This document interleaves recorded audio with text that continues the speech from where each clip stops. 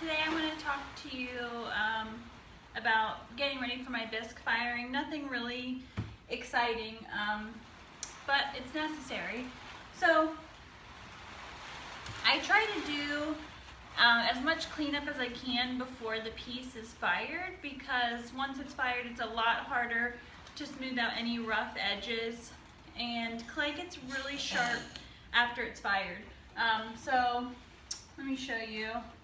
Alright, so here's a pretty good example. So this piece, this is a ring rest, a double tiered ring rest that has holes in the top that you can hang earrings in.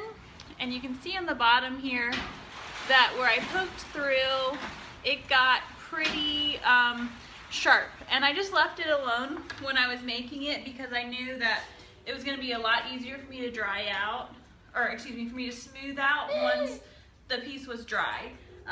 So I'm going to smooth that out, and then here along the bottom, I don't trim these pieces because they are awkward and I'd have to throw a chuck to trim it in, and I don't feel like doing that, so I'll just clean up the bottom with a Mud Tools Sureform. So I just got this off the Mud Tools website. It's kind of like a cheese grater. It'll grate off the bottom excess that I don't want. So I'm not going to do it too much with him because I don't want him to breathe in any of the dust. But basically you just take this and it totally takes off any of that unwanted mess that you have on the bottom. So after I use my Sureform on the bottoms of the pieces that I'm not going to be trimming, I will use clean water and a sponge, and I just wet the sponge, and I'm just going to use the sponge to wipe and clean off all that clay that's not supposed to be there. Really, don't touch that. So also, you know, this is when the clay is in its greenware state, so it's the most fragile right now, which is funny that I'm gonna be cleaning up these fragile pieces with a baby on the front of me, but you do what you gotta do, right? So I'm gonna be careful, try to make sure Oliver does not touch it and break it.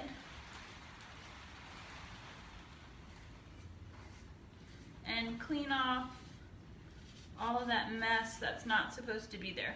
Okay, so you can see now all that jagged stuff that was on the holes is gone just from wiping it down real quick. It doesn't take a lot of force or pressure.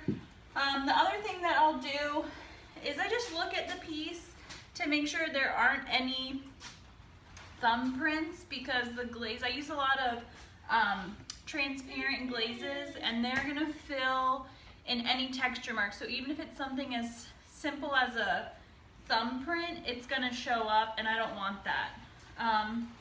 And then I also want to make sure my bottoms are smooth if it's a non-trimmed piece. You see how you can see where it was cut off with the wire? I don't want that on there for my finished piece. So it's just the same thing, using the sponge and wiping down the bottom. You know, there are some things that you can do after the bisque firing, but it's a little bit more messy. So you see that wire tool line is totally taken off. Didn't take me very much effort. If you notice that there's still a sharp piece after you bisque fire it, you can use a fine grit sandpaper and dip it in water and sand the pot with that after it's been bisque fired. I personally don't like to do that because even though you're dipping the sandpaper in water to cut down on the dust, you're kind of making this like dust paste on the outside of your pot, which you can wash off and wipe off, but it's kind of like adding an extra step before glazing that I don't really want to do, because I already am not really that much of a fan of glazing. So I try to do as much cleanup as I can before the bisque so I don't have to do it afterwards. And using the sponge and water really cuts down on your dust. I just cleaned up a little bit on two pieces, and you can see this water has already changed color.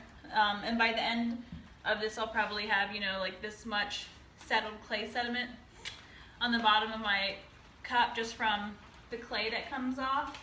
But I just wanted to show you guys that real quick, how I prep for a bisque firing. It's a really rainy, dreary day in Virginia today, and I don't know if you can tell, but my studio is in my garage. So my pots are really affected by the elements. I have a few pots on this shelf right here that are drying for a show that I'm going to be a part of in March.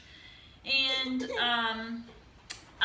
the rain is not helping them dry. So I saw in the forecast that it was going to be rainy today, so I've saved my bisque firing today to try and heat the garage up a little bit to help those pots dry. If I don't do that, there's going to be a ton of moisture in the garage that is just going to sit on the pots. They're going to stay wet. They're going to take forever to dry, and the sooner I can get them done, the better. So that's what I'm trying to do today. The only thing that's kind of a bummer about firing all day is that means I cannot be in the studio once the kiln is going because it emits toxic fumes. So we can't be in here if it's firing, but at least it'll help my pots dry.